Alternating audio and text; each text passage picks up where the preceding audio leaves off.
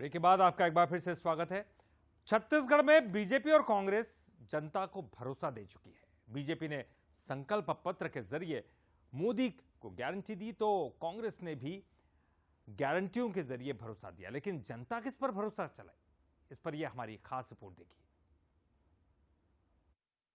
हमने सारी गारंटी पूरी कर दी भैया, सारी गारंटी पूरी किया कि नहीं किया, किया कि नहीं किया। यही तो मोदी की गारंटी होती है। और मुझे पक्का विश्वास है इस बार प्रभु राम जी का ननिहाल भी मोदी को भरपूर आशीर्वाद देगा।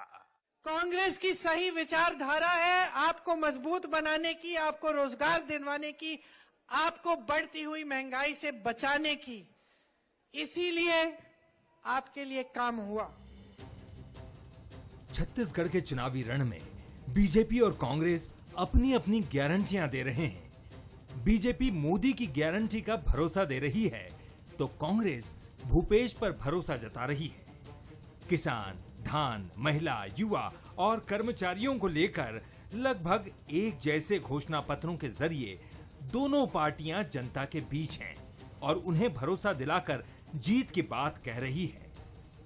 बीजेपी के संकल्प पत्र में खुद शाह ने प्रदेश की जनता को मोदी की गारंटी दी कि कृषि उन्नति योजना की शुरुआत करेंगे। 21 क्विंटल प्रति एकड़ धान 3100 रुपये के मूल्य से हम खरीदेंगे। 18 लाख प्रधानमंत्री आवास योजना के घर बनाएंगे और छत्तीसगढ़ के हर घर में निर्मल जल नल से पहुंचाने का हम कार्यक्रम करेंगे।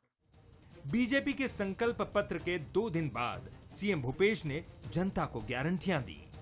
राजनांदगांव में सीएम भूपेश ने घोषणा पत्र जारी करते हुए किसान, महिलाओं और युवाओं समेत हर वर्ग को भूपेश का भरोसा दिया और बीजेपी के वादों पर पलटवार भी किया। ये तो सीधा कांग्रेस के जो गारंटी है उसका नकल किए हैं।